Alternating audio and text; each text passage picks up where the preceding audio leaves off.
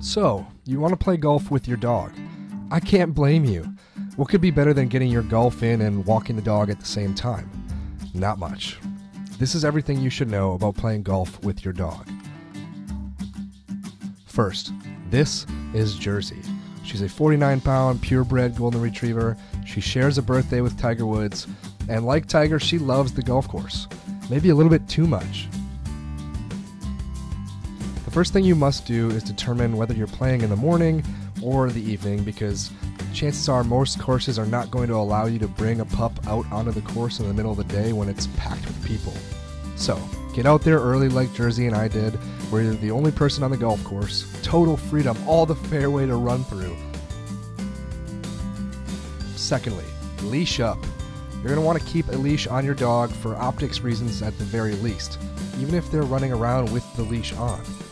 And it's not hard to make that leash an extension of your golf bag, because, as I found out, Jersey had a very early interest in my action at the golf ball. Now, if you're getting really serious and you're going to do this a lot, start leaving your bag in the same spot on each tee box. It'll be a little bit of a lesson for where your dog can and cannot roam. Perhaps the most important question is your dog a chaser?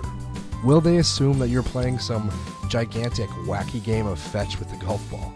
Jersey thought we were playing fetch. If they're not interested in your golf ball, that's awesome. That'll keep them from getting into trouble. This brings us to the tennis ball. Nothing is more important than a tennis ball or a frisbee or whatever can get you a 10-second distraction as you size up and hit your shot. Use as much of the fairway as you like. Just make sure you throw it far enough where you can get your cuts in and you're not feeling rushed. Jersey and I got into a really good groove here. She even left her ball by a tee box once. The only guiding principle here is walk before you run. 30 minutes of fetch will properly tire out any dog, and by then you've only really finished 3 holes of golf, so maybe save the first tennis ball toss for the 5th or the 6th fairway.